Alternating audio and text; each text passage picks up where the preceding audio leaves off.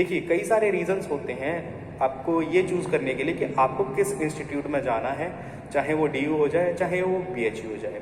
तो वही सारे रीजंस मैं कवर करने वाला हूँ। साथ ही साथ मैं ये भी कवर करूँगा कि आपको कौन सा इंस्टीट्यूट प्रेफर करना चाहिए विद दोज रीजंस जो आपके साथ हैं, या कौन कौन से रीजंस जो हैं आपके मन में हैं और कौन कौन सी वजह जो हैं वो आपके अकॉर्डिंग फेवरेबल रहेंगे किसी एक पर्टिकुलर इंस्टीट्यूट के साथ जाने के लिए। ठीक है, तो सबसे पहले हम कवर अप करते हैं दिल्ली यूनिवर्सिटी को।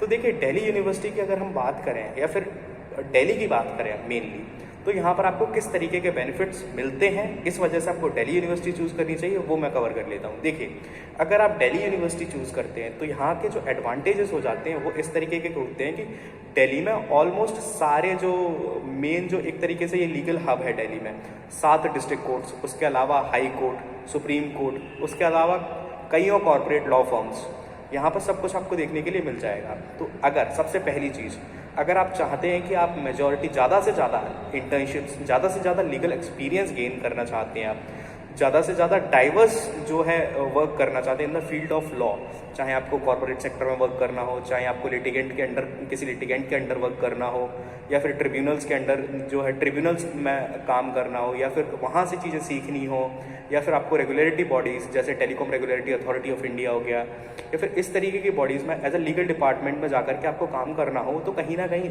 आपको जो अपॉर्चुनिटी है वो बहुत ज़्यादा मिल जाती है, क्योंकि सारे के सारे जो मेन लीगल मेन जो रेगुलेटरी अथॉरिटीज़ या रेगुलेटरी बॉडीज़ जो है वो यहाँ पर देखने के लिए मिल जाती है। साथ ही साथ ह्यूमन राइट्स कमीशन भी यहाँ दिल्ली में, या फिर जितने भी सारे कॉर्पोरेट ऑफिस के मेन हेड ऑफ कॉर्पोरेट जो हैं लॉ फर्म्स, उनके हेड ऑफिस वगैरह आपको दिल्ली में मिल जाएंगे। मेनली जो पूरा एक लीगल स्ट्रक्चर है, जो लीगल सिस्टम है, उसका ये पूरा हब है। हाई कोर्ट, सुप्रीम कोर्ट, सब कुछ यहाँ पर मिल जाएगा। तो इंटर्नशिप की आपको कहीं पर भी बिल्कुल भी कोई कमी नहीं रहने वाली अगर आप दिल्ली में आकर के अपनी LLB जो है वो कर रहे हो।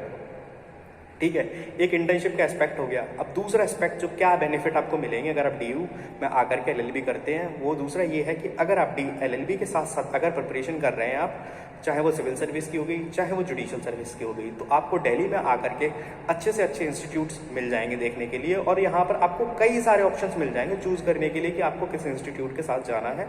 और यहाँ पर आपको जो है ऑप्शंस की कोई कमी नहीं रहने वाली है। अपनी प्रेफरेंस के अकॉर्डिंग आप आराम से इजीली जो है कोचिंग इंस्टीट्यूट चूज़ कर सकते हैं। यहाँ पे n number of institutes available है आपकी चॉइस और आपकी प्रेफरेंस के अवेलेबल अकॉर्डिंग। साथ ही साथ क्या है कि लॉ फैकल्टी दिल्ली यूनिवर्सिटी जो है वो सिचुएटेड है मुखर्जी नगर के काफ़ी क्लोज, और मुखर्जी नगर कोचिंग हब है पूरे इंडिया का, सभी को पता है ये बात, चाहे वो सिविल सर्विसेज की प्रिपरेशन हो, चाहे वो जुडिशियल सर्विसेज की प्रिपरेशन हो। तो अगर आप कोचिंग करने की सोच रहे हो, साथ साथ प्रिपरेशन करने की सोच रहे हो, तो दिल्ली यूनिवर्सिटी को आप प्रेफर कर सकते हो। अब तीसरी चीज़, यहाँ पर जो एटमॉस्फेयर कैसा है, या फिर जो मेन कौन सी लैंग्वेज जो है वो प्रेफर्ड करी जाती है, तो उस चीज़ को भी कवर कर लेते हैं कि देखिए यहाँ पर काफ़ी ज़्यादा डाइवर्स बैकग्राउंड है। क्योंकि अभी देखिए CUET के थ्रू जो स्टूडेंट्स हैं एडमिशन ले रहे हैं, या फिर ऑल ओवर इंडिया से स्टूडेंट्स आते हैं, तो आपको हर तरीके की डाइवर्सिटी यहाँ पर हर स्टेट से स्टूडेंट्स देखने के लिए मिल जाएंगे। काफ़ी अच्छी डाइवर्सिटी मिल जाएगी, काफ़ी अच्छा जो कल्चरल एक्सचेंज होता है वो यहाँ पर देखने के लिए मिल जाएगा। तो ये एक और जो है प्लस पॉइंट है। उसके अलावा अगर हम लैंग्वेज की बात करें तो कहीं ना कहीं देखिए, चाहे DU हो या BHU, दोनों में लैंग्वेज ऑलमोस्ट बाइलिंगुअल रहती है, लेकिन कहीं ना कहीं DU में जो इंग्लिश का इन्फ्लुएंस है वो ज़्यादा है कंपैरेटिव टू BHU। ठीक है, और तो ये तो बात हो गई एटमॉस्फेयर की, कल्चर की, डाइवर्सिटी की, या फिर मान के चलिए लैंग्वेज प्रेफरेंस की। और उसके अलावा अगर हम बात करें कि टीचिंग क्वालिटी कैसी है, तो टीचिंग क्वालिटी काफ़ी डिसेंट है दिल्ली यूनिवर्सिटी के अंदर। केस मटेरियल्स जो स्पेसिफिकली इनका टीचिंग मेथड है, वो केस मटेरियल्स का टीचिंग मेथड है, उस तरीके से आपको पढ़ाया जाता है। तो एक ये और जो है सबसे बड़ा बेनिफिट है यहाँ दिल्ली यूनिवर्सिटी में पढ़ने का। ठीक है, तो ये सारे तो मैंने कवर कर दिए कि कब आपको, अगर ये जो रीजंस हैं, अब इन रीजंस में से आप किसी एक रीजंस को स्ट्रांगली जो है आपके साथ है, या फिर आप चाहते हो कि नहीं ये मेरा रीज़न है, इस वजह से मैं दिल्ली यूनिवर्सिटी ज्वाइन करना चाहता हूँ, और या आपके ये रीजंस हैं, तो आप दिल्ली यूनिवर्सिटी आ सकते हो, ज्वाइन कर सकते हो। अब हम कवर करते हैं कब आपको BHU ज्वाइन करना चाहिए। देखिए, अगर आपके साथ आपको लगता है कि किसी भी तरीके का कोई लैंग्वेज बैरियर है या आप इतनी ज़्यादा इंग्लिश प्रेफर नहीं करें, देखिए दोनों इंस्टीट्यूट्स में बाइलिंगुअल चीज़ें चलती हैं। ऐसा कुछ नहीं है कि सिर्फ एक इंग्लिश को प्रेफर बहुत ज़्यादा कर रहा हो या फिर बहुत ज़्यादा सब कुछ इंग्लिश में चल रहा है, ऐसा कुछ भी नहीं है। डीयू भी लाइक बैलेंस्ड है, बस हाँ थोड़ा सा इंग्लिश जो है वो प्रेफर्ड लैंग्वेज है वहाँ पर। और वहीं अगर बीएचयू के अंदर आ जाते हैं तो बीएचयू बाइलिंगुअल चलता है। बीएचयू में काफ़ी एक बैलेंस्ड अप्रोच यूज़ करी जाती है लैंग्वेज को लेकर के। तो यहाँ पर आपको लैंग्वेज को लेकर के एटलीस्ट किसी भी तरीके का कोई रिस्ट्रिक्शन या कोई बैरियर फील नहीं होने वाला है बीएचयू में। हालांकि डीयू में भी फील नहीं होगा, मैंने दोनों को कहा कि बाइलिंगुअल ही चलता है, लेकिन वहाँ थोड़ी सी इंग्लिश प्रेफर्ड रहती है, लेकिन यहाँ वो भी नहीं है। यहाँ पे आपको एक बैलेंस्ड अप्रोच देखने के लिए मिल जाएगी, तो उसको लेकर के आपको कोई दिक्कत नहीं आएगी अगर आपको लैंग्वेज बैरियर है।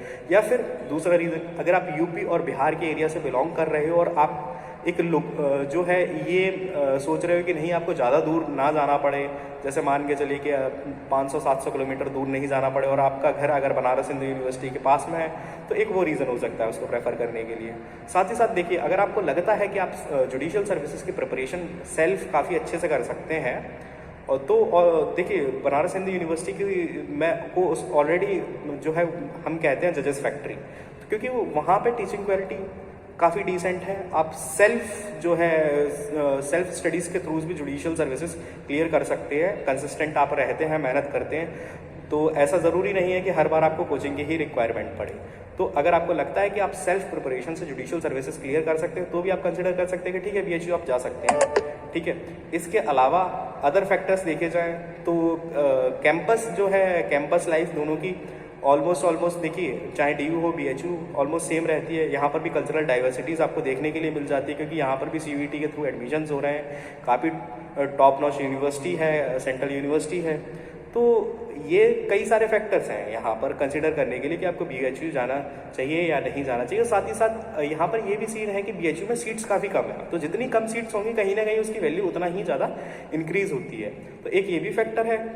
तो कुल मिलाकर के ये 3-4 फैक्टर्स हैं जिस वजह से आपको बीएचयू जो है कंसिडर की जानी चाहिए। और अब मैं आपको कहूँगा कि चाहे आप बीएचयू से करें चाहे डीयू से करें, किसी भी तरीके का आपको ऐसा नहीं लगेगा कि कोई जो है सुपीरियर है या कोई इन्फीरियर है।